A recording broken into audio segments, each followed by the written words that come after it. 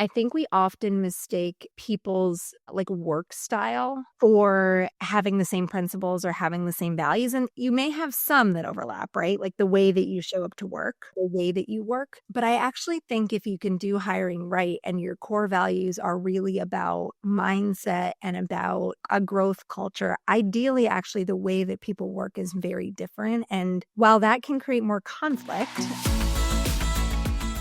Welcome to Vibecast, the podcast that dives deep into the heartbeat of workplace culture. I'm your host, Kristi Skutnik. Join me in conversations with extraordinary leaders as we unravel their experiences, both positive and negative, that have impacted workplace culture. This podcast is more than storytelling. It's about actionable insights. Are you ready to transform the vibe at your workplace? Let's go. Today's guest is someone who truly understands what it takes to build an intentional, people-first organization. Eliza Jackson is the leader behind operational excellence at ButcherBox, where she oversees the full employee experience, from talent and recruitment to HR, learning and development, culture systems, organizational effectiveness, and even new growth initiatives. Before joining ButcherBox, Eliza helped build and scale one of the most impactful charter school networks in the country as the Associate Chief Operating Officer and Founding Director of Operations for Uncommon Schools. She also brings deep academic expertise to her work, holding both a doctorate and a master's degree in education leadership from Teachers College at Columbia University. Eliza is a rare blend of strategist, operator, and culture architect, and I cannot wait for you to hear our conversation together. All right, Eliza, well, thank you for joining me today. I'm really excited to chat with you because I haven't had the opportunity to meet you live and in person yet. So here we are, and all the things will be a first in terms of what I'm hearing, and I can't wait for you to share kind of, all the insight that you have throughout your experience and what you're currently doing today. So thank you for being here. Thank you so much for having me. I'm so excited. It's awesome. Awesome. So I'd love to just hear your definition and how you describe a vibe. Like, what does it mean to you? What does it look like in your organization? How do you know when it's good and bad? Totally. I would say it's a combination of what we like to say is energy and then the emotional and physical environment. So, that can be created, I think, by the physical office space. It could be a team dynamic. It could be communication style or values. And I think the piece around energy is big because to me, that's always the way you can tell if it exists or not. Like you walk into someone's office space or you observe a virtual team meeting and you can tell if the energy feels good, if people feel like there's a sense of belonging, of inclusion, and like in those kind of everyday interactions. I would say it boils down to those three things. And there is definitely you can feel it when it's happening. Totally. Yeah. And it's like, you can feel it based on like the tangible things that you've created, right? Within, like you said, whether it's physically in an office or remote from a virtual meeting. Are you guys mainly remote? Are you kind of hybrid? Like, what's the mix at ButcherBox? Yeah. So we're hybrid. We have about 70% of our employees are around the Boston area, and they come in somewhere between 1 and 3 days a week. And we sort of set that between Tuesday through Thursday so that you have a good cohort of folks. But we do have about 30% that are remote. And we think pretty intentionally about like when we bring those folks in and how they get some of those intentional touch points. Yeah, because it's hard to feel energy over a screen, right? Like there's only so much you can do. I mean, I do believe you can get a lot of it, but there's something to be said for like the acceleration of like energy exchange when you're in person. Absolutely. Our CEO calls it a collision, like a moment where you collide with someone and you like can't physically have that if you're totally. Yeah. on the internet. So, yeah. It's like when you're going into the restroom and like somebody's coming out and there's like a collision and then you're like, oh, hey, I haven't seen you for a while. Like, what's happening? How are you doing? I love that term, collision. I mean, I guess you like associate it with something bad, but it means something good in this context. Yeah, absolutely. Yeah. So talk to me a little bit about like your journey, and then some defining moments for you where you were like, hey, creating the right environment and the right vibes and the right, feeling and energy within a workplace is super important. So maybe like start off with like your past, and not a resume review, but just like your journey through your experience, and what that looked like.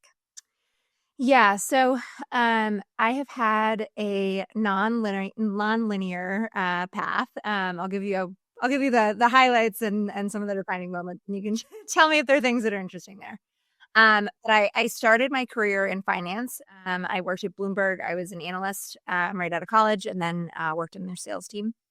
And then I worked for a private client for about a year after that in finance. And I remember waking up one day, and I was, like 24, I think, and thinking this cannot be the next 40 years. Like this does not work. Like I don't think so. And it wasn't because the place wasn't great. It wasn't because like I actually think both of those places had like amazing cultures, but like for me, there was just really something that was missing. And so I took a pretty hard pivot, and this was like the first really defining moment of my career. I remember, so I thought I'd go to a nonprofit. I like started to look, and a good friend of mine was teaching at a charter school in Brownsville, Brooklyn. So very different than your private wealth management office on like 53rd and Lex in New York. And I went, and I was in a community circle at one of their elementary schools for like 5 minutes. And I remember thinking like, this is what I do. I'd never taught before. I had no background, but what was it about like the feeling? Yeah. What was that? Like, I can still now, like I have that feeling of like sitting in that space and just being like, this is what I do. It was, as an operational person who is like so logical, so planned out, like not, but I really think that was about energy, and that was about, that the school that so then I ended up being at Uncommon Schools for almost a decade. I taught for them in New York. And then when I moved up to Boston, we opened a handful of schools here, and I moved to the operational side. But I remember in that space, there was like, they have a community circle with probably, 250 elementary school kids and maybe 30 teachers. And when you are in that space, the energy transference and the positivity and like the level of inspiration, that moment, if anyone ever is able to go see that, it's like, that is what companies are chasing. Like you can feel it. So what is this circle? Like, what is it intended for? What do you do there? Like how it sounds like such a secret society almost. Like, what is it? So it's every morning. All of our schools did it. It's like quick every morning. They do like I don't know if they still do it, but you would have basically like the whole school together, and you would do some like academic, review, some celebration of kids, and then some kind of like pump up inspiration. So like a huddle. I guess a company would call it like a morning huddle. Okay. And yeah, I think that was the first time I realized like, oh, the vibe of an office or of a culture is truly like what makes or breaks it for people, right? Like, so if you think about just the facts of this, I mean, I took a 75% pay cut. I commuted over an hour to go to the school in the middle of nowhere. Very uncommon, right? Yeah, very uncommon. I got up at like 4:00 in the morning. Like there was nothing on paper that made this job more appealing. Nothing. But when you were in that building, there was like no better place. And what did they do? So you were there for over a decade. What was it that you could put your finger on and say, this is what makes it so special and makes it so good? Like there had to be like some sort of operational rhythm, tangible, tactical things, right? Totally. I think that's a big part of what spoke to me about operations, and like a people first culture. I think the moments when they did it the best, one is that their entire model is built off the premise that you make anything that can be predictable. And so that you're freeing up brain space for teachers and for leaders to be able to focus on what's most important, right? Which is the culture of their classrooms. You can equate that to the culture of, your own company. It's similar to the work that I do now. And so if you can make anything that should be just routine and predictable so people are not spending their time on it, then you're allowing people to innovate in all the places that they should be innovating and not spending half the time trying to problem solve something that should just be easy, right? It should be a layup. And I think the other thing is that, you need, I think, this is true anywhere, you need the right culture carriers, people who, especially in a climate like where we are now today, where work is changing so much, where there are leaders that have hope and optimism, that are able to navigate ambiguity and that are really able to pull people there and bring them there even on the hardest days. When you think about a culture, you need at least a few leaders who I think can lead with deep optimism and hope. Yeah. I love that because I think there is a lot of leaders and I just actually wrote something on LinkedIn about this. Leadership is a privilege, right? And so if you wake up in the morning and you're like, I get to do this versus I have to do this, it just shifts everything, right? And it gives you that almost eternal optimism. And sure, are people going to have a bad day and are things not going to go their way? And is it going to suck sometimes? 100%. It is. Some days suck or some days you're just I don't know what it is, but I just need a minute and I'm going to pause and I'm going to bow out for a few hours and I'm going to come back and try that all over again. But it is truly a privilege to lead a group of people or to lead kids or to lead whoever you're leading in your life. It is a privilege. And I think far too often leaders look at it as an obligation. And I think you're right. They can't carry the culture when they see it through that lens. 100%. And so I would say the other defining moment for me, at least in my career, is on the sort of the other end of that. I mean, I worked for this organization for a long, long time, and organizations change, right? At a certain point, you've seen them through cycles that you are interested in, want to keep having appetite for the problem that you're solving, and at a certain point, it is no longer the right thing. And so when I left, I thought I would stay in youth services. That's, was predominantly my background, especially in operations. And I remember talking to a close friend who said, she was like, I think you really love scalable operations and people first. I actually think you love being a startup. And so when I got past the ButcherBox job, where I've now been 4.5 years, I knew it was the same kind of moment. And I think that really is about the vibe. I remember I went through the interview process. I was like, I don't know anything about meat. I don't think, I think people have miserable the situation like this. They're not going to want me. I don't know if I'm going to want them. And every conversation I had, I just kept thinking oh, I belong here. Yes, these are people that I want to spend every day with. And I remember saying to my husband, I think this might be the job. He's like, what? Really? Yeah. How were you introduced to such a different industry, right? Because you were in education. How there's got to be this in-between space where you're like, yeah, sure, I'll go talk to them. But how did that circle come to be? I really, what it has taught me now in both cases is the culture for me or the vibe or whatever you want to call it is the most important thing. I am someone who loves to learn, who has a lot of curiosity about work and learning. And so the actual content is less important to me, but everybody I met, I had that deep sort of alignment with. And then I remember when I interviewed with Mike, our CEO, who I've now worked with and for many years, the first thing he asked me on my resume, I have lots of operational background, things that would translate in any sense. You'd think he'd ask me about something there. And I remember he asked me, he was like, so you were a mindfulness teacher, an adjunct mindfulness teacher at Mass General. I was like, oh, yeah. It's great. You're like, what about all that other stuff? Yeah, I was like, what about my 15 years of professional experience? And he said, "Can you talk to me about how that shapes how you lead people?"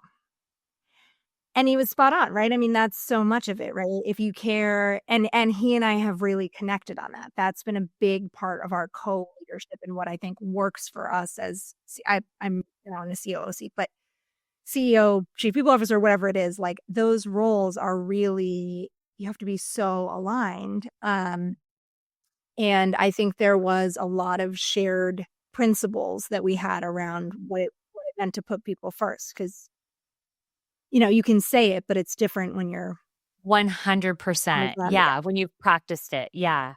So how do you translate that into the organization? How large is your organization now? Yeah. So financially, we're about 550 million in revenue, and we're about 200 people.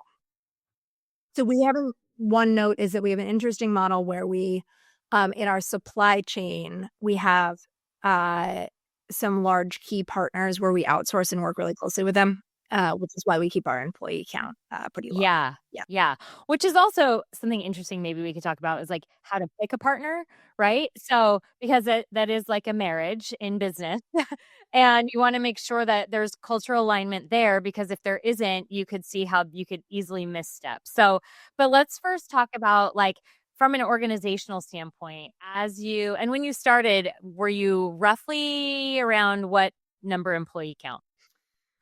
We were actually bigger than we are now. So we, at the largest since I've been there, we were at 260. Okay. Okay.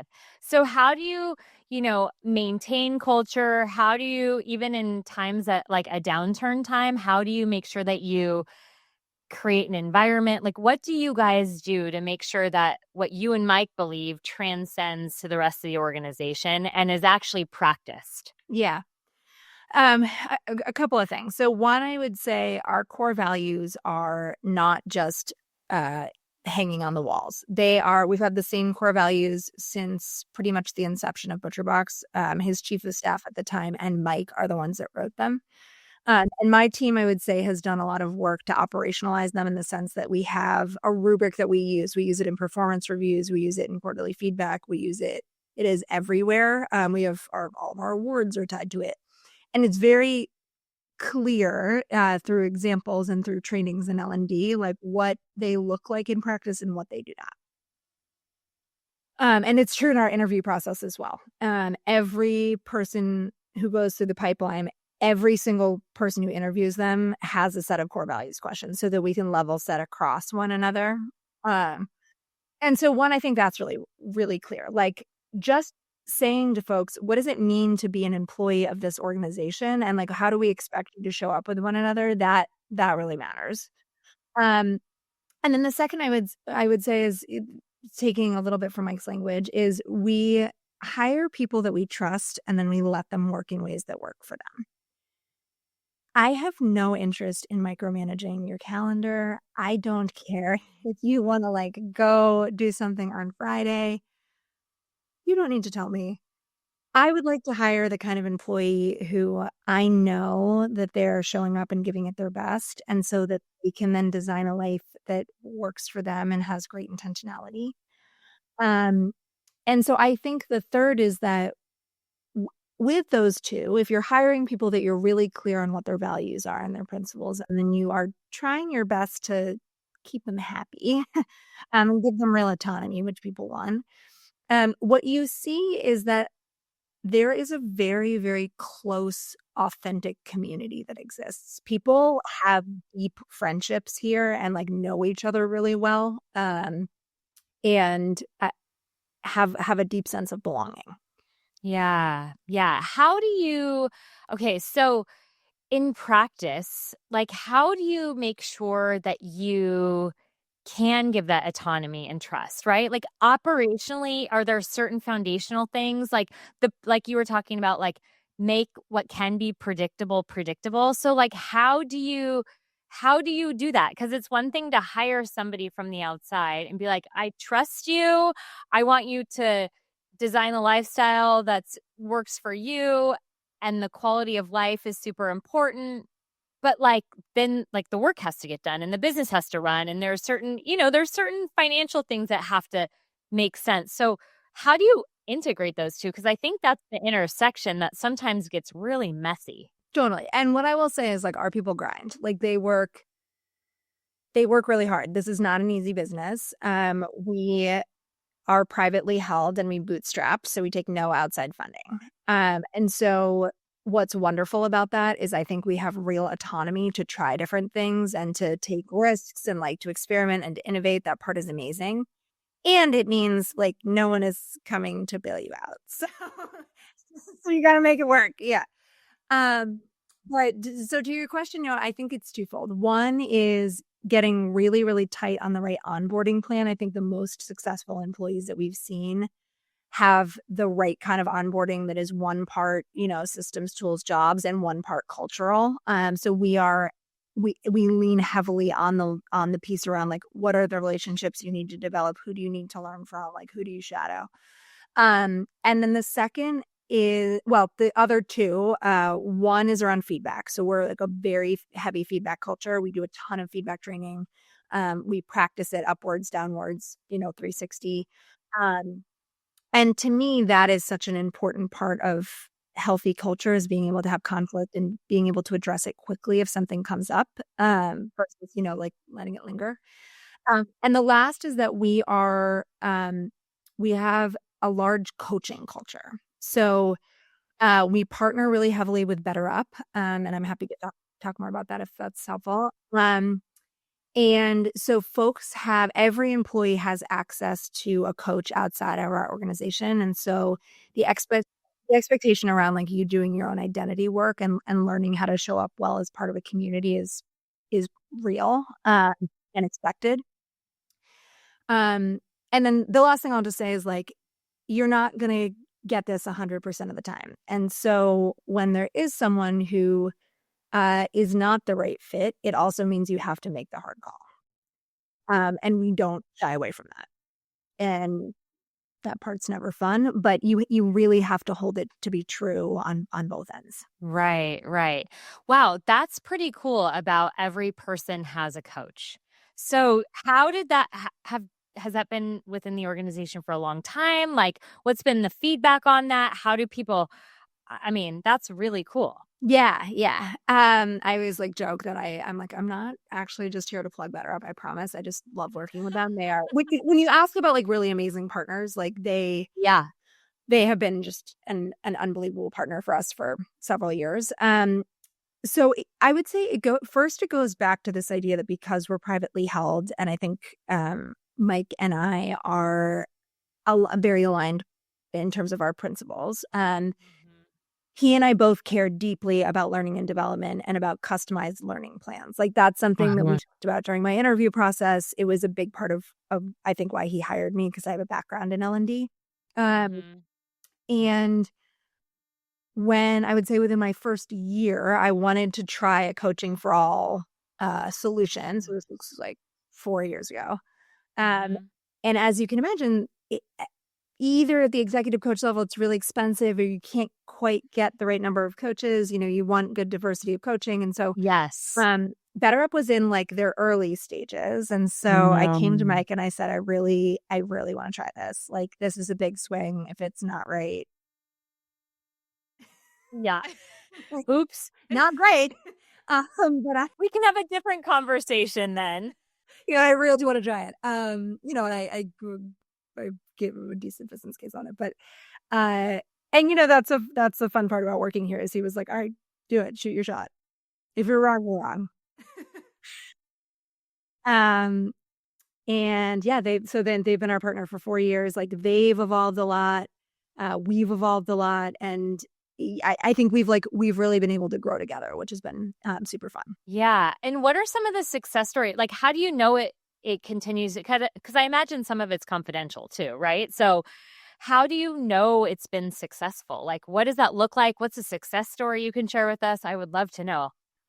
One of the elements that I think is really powerful, and this has been true, so BetterUp and Workday has a component called Pecan, which is their employee voice survey, which I would highly, highly recommend. I think using data as a tool to help make culture plans is hugely important, and the two integrate. So what's been amazing is that BetterUp has a people analytics dashboard that's fully anonymous, and as long as you have enough people in it that it can truly be anonymous, you can look at a lot of the indicators around key mindsets that you set. So around resilience, optimism, AI learning. And so like we use that data really, really heavily.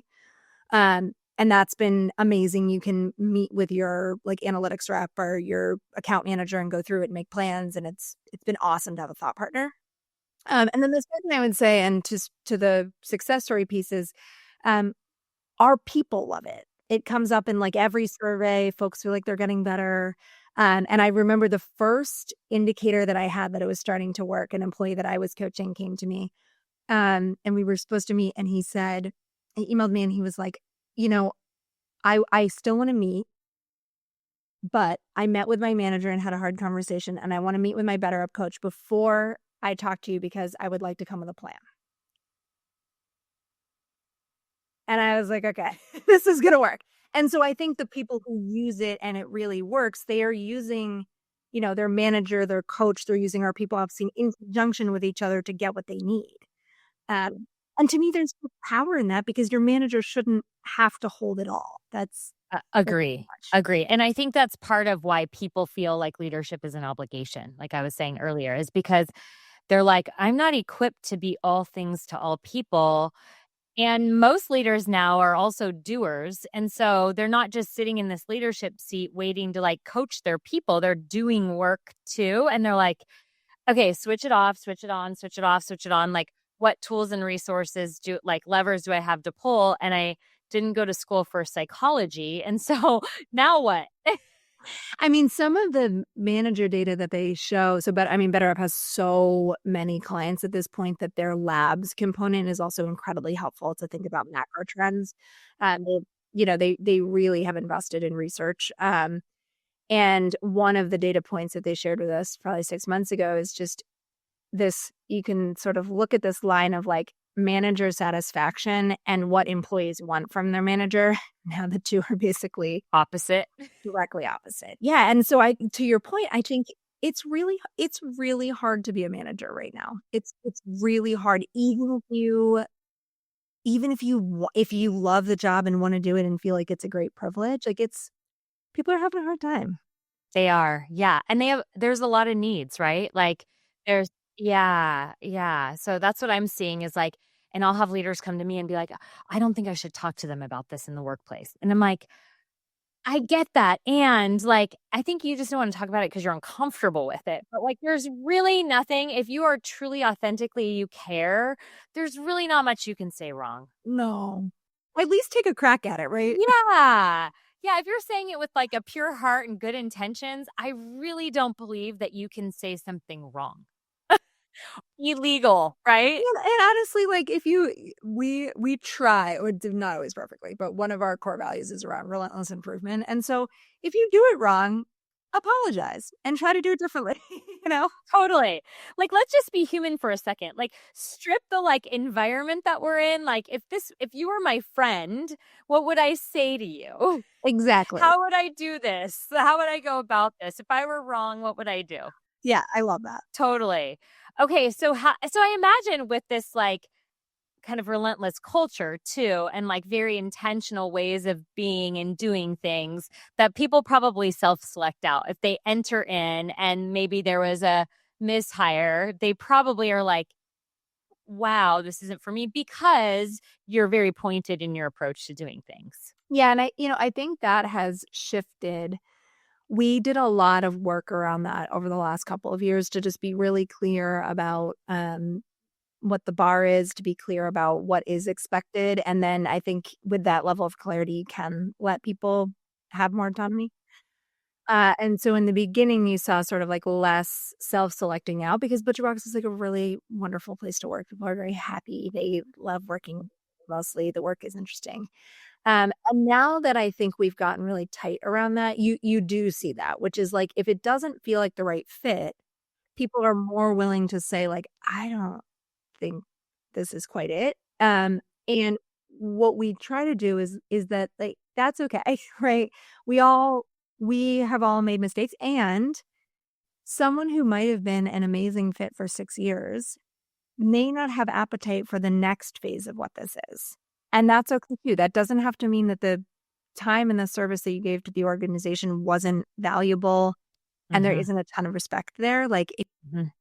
Yeah, or that you're a failure or that yeah, there's, like, a time and a place and a cycle. Like you were saying about uncommon schools, right? Like, there is a time and a place that, like, the my superpowers have been imparted on all of you to keep running with it, and I'm gonna go take those somewhere else so that I can continue to use those superpowers. 100%. I was, the job I had before my last role there, I was like really, I think, in my zone of genius. Like it was the right role for me. It was great. I loved it. And when I moved to the next role, like it just wasn't quite it. Um, and that doesn't have to mean that there's anything wrong with the organization or me. I may not be the right leader anymore. And what's been so nice is actually my original special projects coordinator who worked for me for a long time ended up taking my job, and she's been in that seat. Oh man, I mean, at least 4 years. And that feels really special because it's like, how amazing is that you get to have someone that who can do it so much better than I could do it. Yeah, and she's amazing at it. She's so good at it. Ugh, it's the best. Yeah. That's the best. I was not the best at that role. She is. Yeah. Yeah. What is your zone of genius? Let's talk about that. Like, if you had to define that, who are you and what does that look like? Yeah. I would say those roles that are a combo of doer and leader, or doer and manager is like very much my zone. I can handle a pretty high volume. And I get bored easily.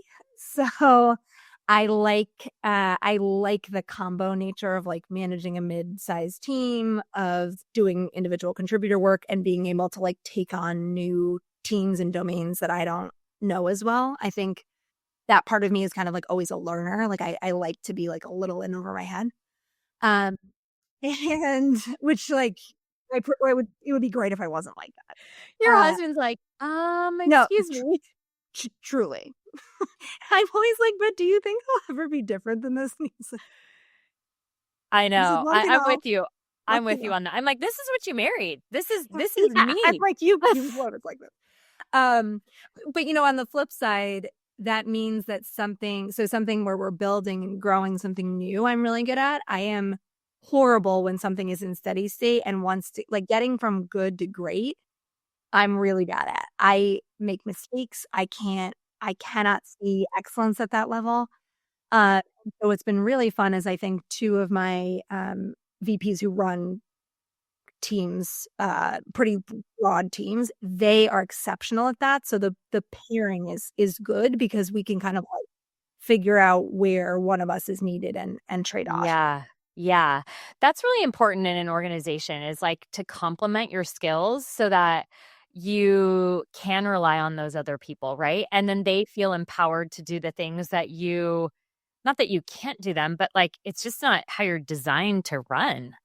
That's really cool. That's really We cool. always say our VP of people who's been here like 3 years, and he and I worked together before.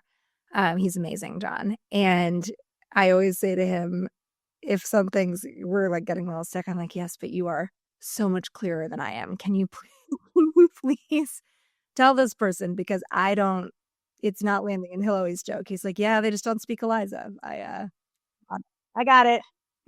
That'd be great.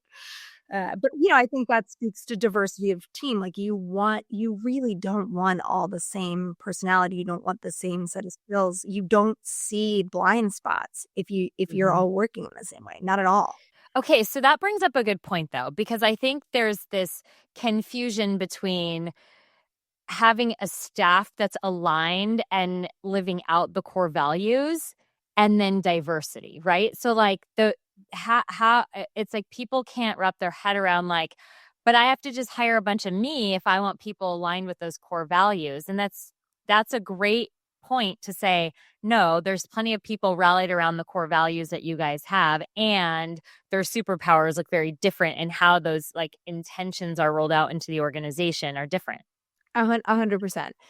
And I think we often mistake people's like work style for having the same principles or having the same values. And you may have some that overlap, right? Like the way that you show up to work, or the way that you work. But I actually think if you can do hiring right and your core values are really about mindset and about a growth culture, ideally, actually, the way that people work is very different. And while that can create more conflict, I we always try to say, like, I would rather have my own team poke all the holes in something before it gets out versus learn the lesson on the other side. Like, we're on the same team. Um, and s and so I think just getting really clear about, like, what are the non-negotiables you need in people when you're hiring them from a mindset perspective, and then how do you actually try to get diversity of thought or experience, teams outside of that? Um 'Cause, like, one of ours is humility, and that can look totally somebody's work style could be completely different. Two people could be very humble and work in totally different ways. Um, but I think you're right. I think those 2 get conflated often. Often, yeah. Like, oh, but I don't want to hire people just like me. I'm like, you don't have to. You shouldn't. You don't have to. No. Yeah. So No, we are more. how do you pick a partner, like business partners, right? Out in it sounds like you guys have a few. So you are hiring them as a vendor, as a partner. Do you have like a specific process to ensure, because they're an extension of your team to some degree, and they're probably interacting with your folks. So you want to make sure there's also alignment on from cultural value. Is there like a secret sauce that you guys have and how you pick partners? So yes, and I would say we are in the process of doing a revamp on some of this because I actually think the way that we did this did not scale well when we got bigger.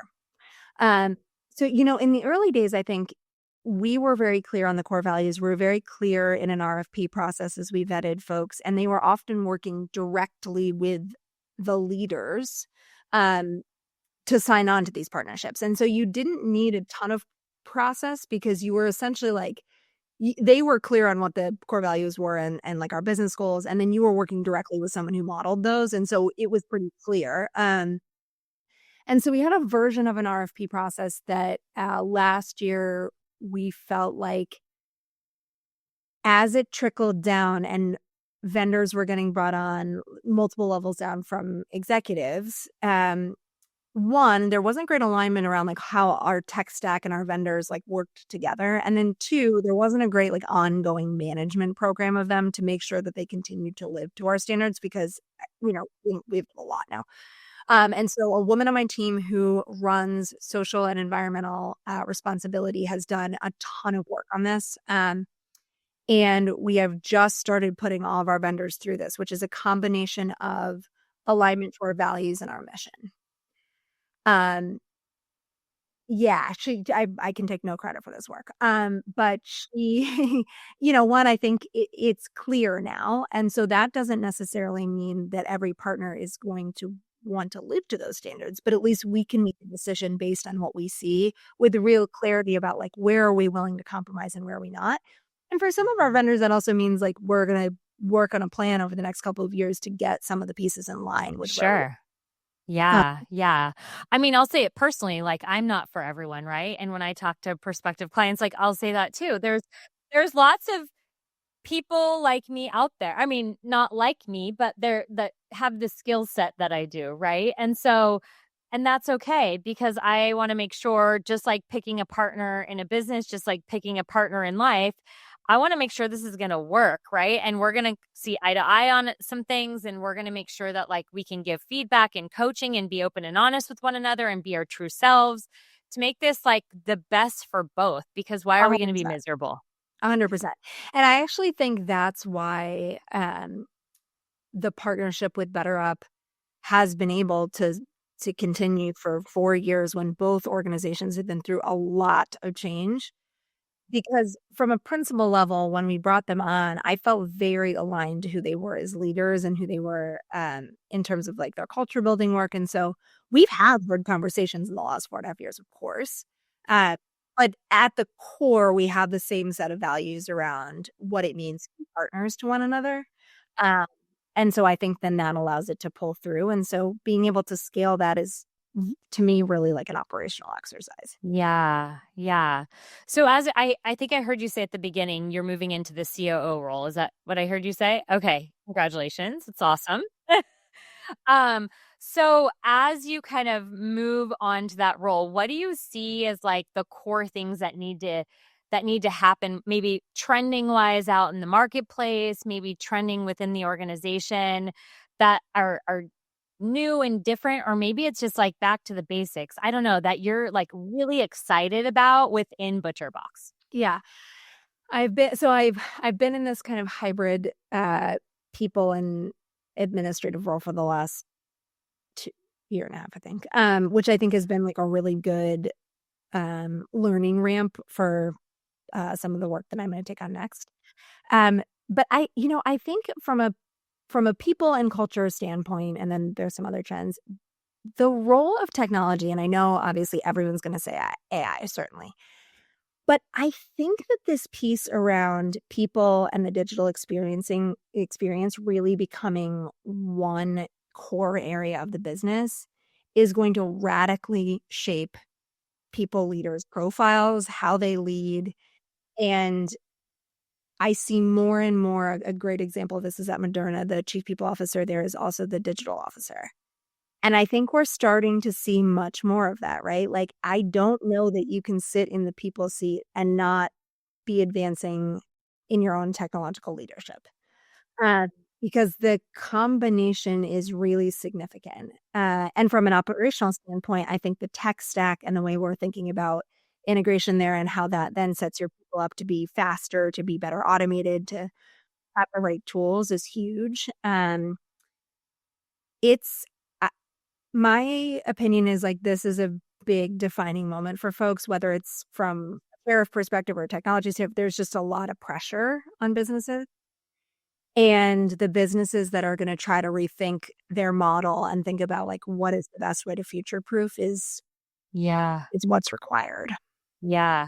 Well, and then standing right behind that is how do you get the people to rally around that? Because that's a big change within the organization, right? So, like you said, being in this chief people role has probably set you up perfectly to do that because you can really understand who the organization is, who the people are, and how to get them to rally around the change because that is hard. Absolutely. And I think, the change management, some of the softer skills in leadership around change management, leading others through ambiguity, leading through influence, like a lot of what used to be a nice to have in leadership, I actually think have become the core skills that are needed.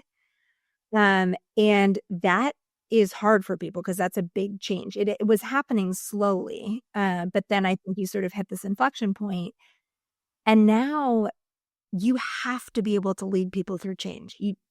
I know. You have I to. think COVID just like exposed that, right? Like everyone went remote and then it was like all of a sudden you saw who was like a good leader and who wasn't. And it was like, oh my gosh, there are a lot that are not. Yeah, yeah. I mean, they're their brains. I think they were like, "What is going on? Like, this was not required of Yeah. me And they're 3 like, days I ago." don't want this. Like if this is what it means, I don't want it, right? But yeah, I think you're totally right. Like the level of influence and just like the I don't know, the, like, complexity and dynamic of leadership Yeah. is it's a lot. It's a lot, and we've talked a lot about how having leaders who have a growth mindset and can stay in a place of hope even when it's, hard. Those 2 skills, to me at least, are what's gonna likely get folks to the future because it takes a level of resilience that and, like, learning mindset that I don't know that was really required before because the hard skills, they matter, but far and far less than they used to. And the human mind is like really the key lever now. Totally. Totally. Yeah. Because it can't really be replaced, right? Because, yeah, many other things can. And I think that's what freaks people out. But then it's like, okay, so let's work on like the mindset work, right? That you were talking about, that you talked about with Mike during your interview. It's probably like if he could tell the future, he's like, I know where we're going with this. And I think I need somebody in this seat who's going to work on that, Yeah. not these HR skills that Ye- or whatever, Yeah, operational skills. exactly. Exactly. I had a great conversation with an engineer on Friday, who he was talking. So I run like an AI task force, where I'm way in over my head. It's like our head of data science, it's a couple of engineers. They're all so smart, and I am just trying to swim along next to them. But they're great. And one of the engineers was telling me on Friday, he was like, it's interesting. He was like, I get why engineers are really scared of what's coming. I understand, because they are so worried that they're not going to be able to do like real custom code, and it's going to become so templatized, blah, blah, blah. And he was like, but I think of this as such an amazing opportunity, because we can become technology leaders and technology employees. And that's not just about coding. That's about thinking around the AI strategy and integration strategy, and like how you think about integration of, custom agents. And like, he's really excited about it. And he's a very, very, very strong senior engineer. Um, so it was really interesting to hear his perspective, because I think, he's somebody who you're like, oh yeah, he's going to figure this out. Yeah. Yeah. Goes back to that mindset. I mean, it's like if you have the right one, then like anything's possible, right? And you can pivot and change and be uncomfortable and trust that like you're going to get there. But it's when you're like, ooh, I can't change. I don't know what to do. And I'm really uncomfortable with all of this, when you get stagnant and then probably end up seeing your way out into another organization. Yeah. Okay, so as we wrap up our time together, I want to hear from you. Like if you've had all this amazing experience and you have so much wisdom, what is the one thing as people listening to this right now, whether they're individual contributors or leaders, they're leaders of teams or businesses or HR sitting in the chief people seat. What is that one piece of advice that people can take and go do something with now, that's simple to start working on the culture, working on the vibe, improving it, just even if it's ever so slightly? I think finding one is like an investment in your own learning and development. And that can look totally different. It doesn't have to be that your company, pays for you to go get a degree. If you are interested and curious about your own development and figuring out whether it's a coach or whether it's a class or like whatever it is, reading an article, listening to a podcast, just opening up enough of your mind to be curious about where the future is going, where you fit in that, and trying to learn something new. To me, that's the best way, even if it's 1%. When we started working on AI, we would say like, okay, 1% every day. We had no idea what we were building.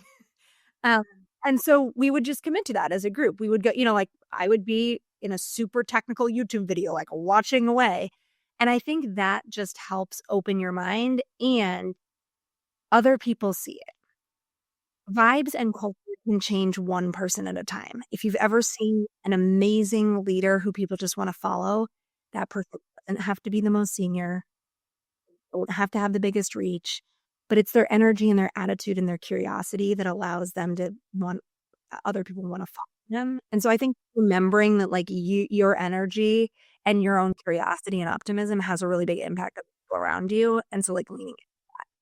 Yeah, I love the term curiosity. In fact, I like lectured my kids one morning in the car about, I'm like, if there's one skill you learn, it's like being curious so you can problem solve. Be curious so you can problem solve. And they're like, Mom, we get it. We get it. And I was like, no, I'm serious about this. Like, I know I'm taking you to school and you learn a lot of things, but like, learn to ask questions, learn to ask questions, learn to ask questions, and then use it to problem solve. Exactly. I totally agree. Yeah, that's spot on. I think my 1-year-old's like not quite ready. We always jokes. He's like, I don't think it's Yeah. killing it. Yeah. Until he's like, why? And you're like, oh, shoot. That's right. I wanted you to ask questions and be curious. Yeah, now here you are. Yeah. Yeah. Totally. Careful what you wish for. No. Yeah. Awesome. Well, thank you so much for your time today. This was really, really great to just hear about how you're doing all the things and picking partners and really saturating the organization with the culture that you want. So I appreciate you and your wisdom and everything that you've shared with us today. So thank you. Thank you so much for having me. This was so much fun. And Awesome. yeah, excited to stay in touch. Awesome. Wow, that was such a great conversation. Eliza has this grounded way of talking about culture that makes you really rethink how much the environment we create as leaders actually shapes how people show up. It's not the perks or the playbooks, but really the everyday moments where people feel seen, trusted, and challenged. I loved how she talked about leadership as a privilege. Not this role, not a ladder, but a choice to be optimistic and hopeful. Keyword choice, even when things get messy. And the way she framed core values, not as posters or promises, but as the way we actually move through the work together, those small moments in between. We also dug into feedback, which, let's be honest, never anyone's favorite thing to do.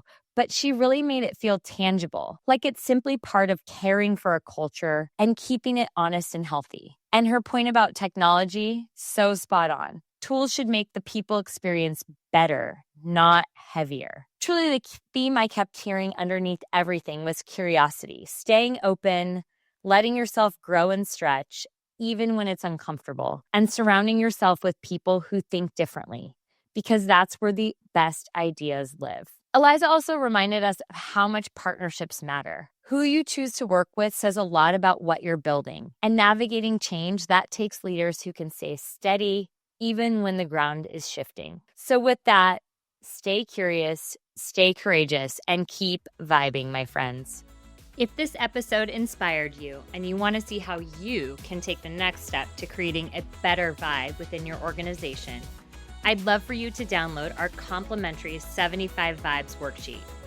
This is a simple tool to create a habit and mindset around creating great vibes in work and life. The best part, it's simple and it works.